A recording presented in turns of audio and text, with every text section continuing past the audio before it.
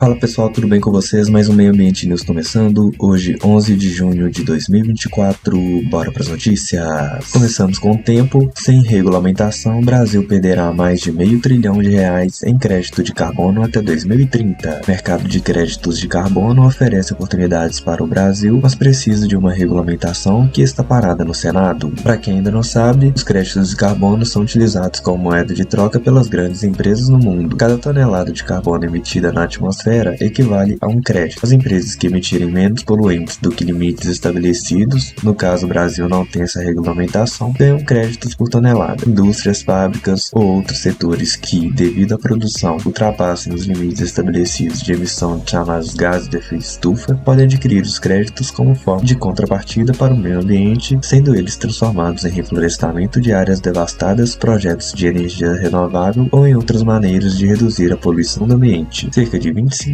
das emissões globais de carbono das indústrias geram um crédito de retorno, movimentando quase $50 bilhões anualmente. Na CNN Brasil, estiagem preocupa regiões e pode piorar com a chegada do Laninha. Algumas áreas do país enfrentam os efeitos de uma longa seca e a situação pode se agravar com o fenômeno no segundo semestre deste ano. Diversas regiões do Brasil estão enfrentando as consequências de um período prolongado de estiagem. A preocupação das autoridades é que esse cenário possa se intensificar com a chegada do fenômeno climático Laninha no segundo semestre de 2024. Dados do Operador Nacional do Sistema Elétrico mostram que o volume de água afluente em importantes reservatórios de hidrelétricas vem diminuindo gradualmente. Por exemplo, em janeiro de 2023, a usina de Furnas registrou uma entrada de cerca de 3.000 metros cúbicos por segundo. Em janeiro de 2024, esse número caiu para pouco mais de 800 metros cúbicos por segundo. Situação semelhante ocorre em outras usinas, como Água Vermelha e Porto Primavera. Embora os reservatórios ainda operem com níveis adequados, a tendência de queda preocupa as autoridades. No olhar digital, o fim do lixo marinho pode estar próximo. Fungo comedor de plástico é descoberto no mar. O espécime foi descoberto em 2019 durante a expedição de limpeza de plástico na mancha de lixo do Oceano Pacífico. Os pesquisadores descobriram que o suposto fungo marinho decompõe polietileno, um dos plásticos mais comuns, na composição de embalagens, sacolas de supermercado, garrafas e utensílios em geral. O diferencial do fungo da vez é que os pesquisadores conseguiram quantificar a taxa de degradação do plástico. Os experimentos sugerem que o polietileno no mar, exposto à luz ultravioleta, estaria sendo decomposto e utilizado como fonte de energia em uma taxa de 0,044% ao dia. Vale lembrar que, apesar do fungo estar degradando o plástico, a taxa de despejo do resíduo na água é maior do que a capacidade do ser vivo de compensá-lo. No folhamax.com, hidrelétrica assume crime ambiental e pagará R$4 milhões